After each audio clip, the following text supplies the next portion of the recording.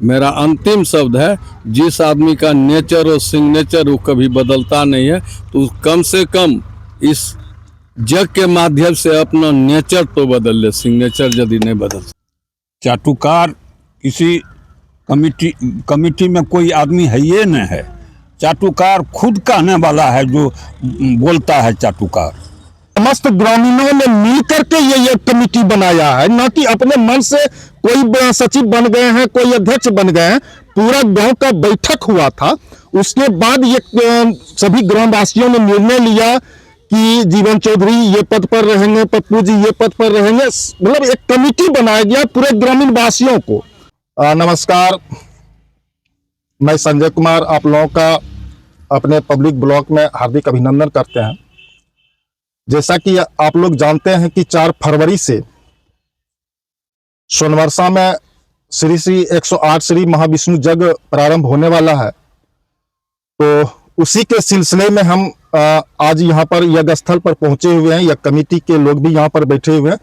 आज उन्हीं से बात करेंगे इसी सिलसिले पर। सबसे पहले पप्पू जी से पूछेंगे कि सर, ये जो यज्ञ हो रहा है, ये सर्वदलीय यज्ञ है या प्राइवेट यज्ञ है? सर्वप्रथम आपके माध्यम से आपके तमाम श्रोता बंधु का यज्ञ समिति की ओर से मैं हार्दिक अभिनंदन करता हूं, और आपको मैं बाधित करता हूं कि यह प्रश्न ही गलत है जी। वास्तविकता यह है कि इतिहास गवाह है, हमारा गांव सोनवर्षा सनातन धर्म का एक बहुत बड़ा पुजारी रहा है, और हम सनातन में पूर्ण आस्था रखते हैं। श्री 108 महाविष्णु यज्ञ सोनवर्षा उसका एक प्रतीक मात्र है।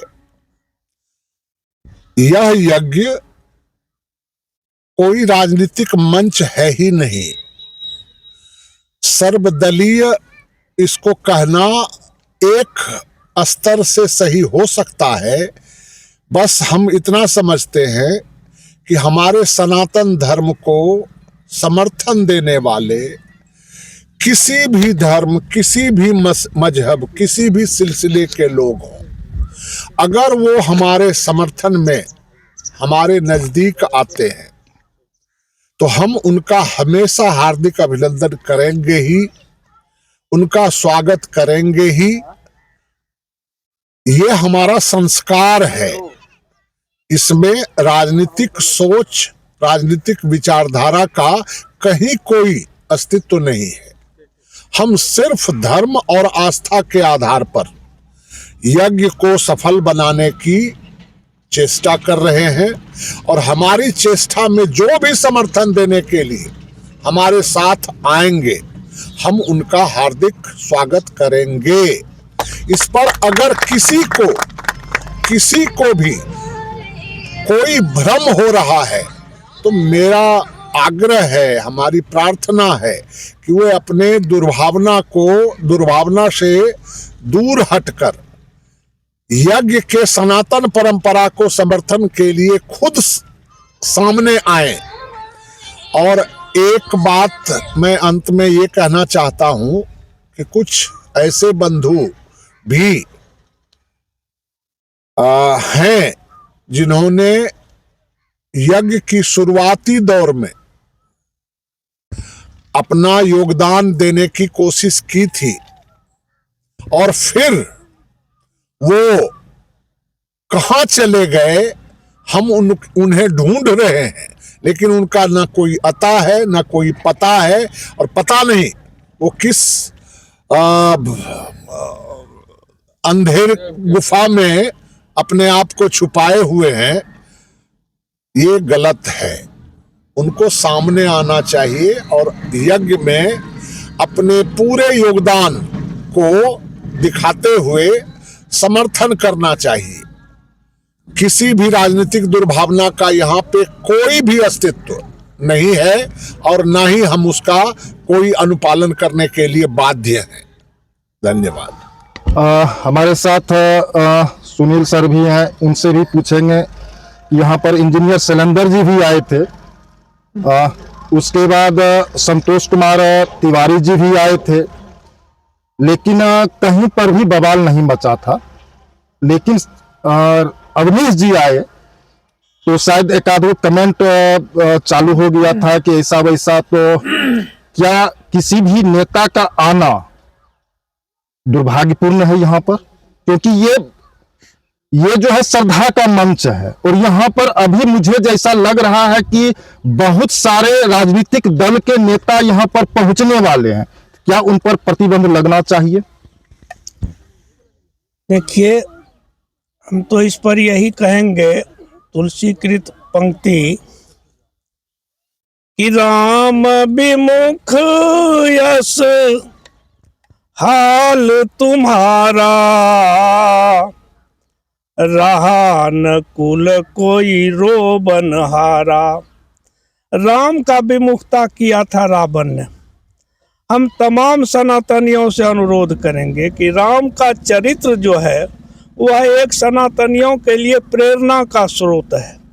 उनके चरित्र में कहीं किसी के साथ नफरत की भाव नहीं है, और नफरत की भाव रहता तो भगवान राम सबरी का जूठे बैर नहीं खाते।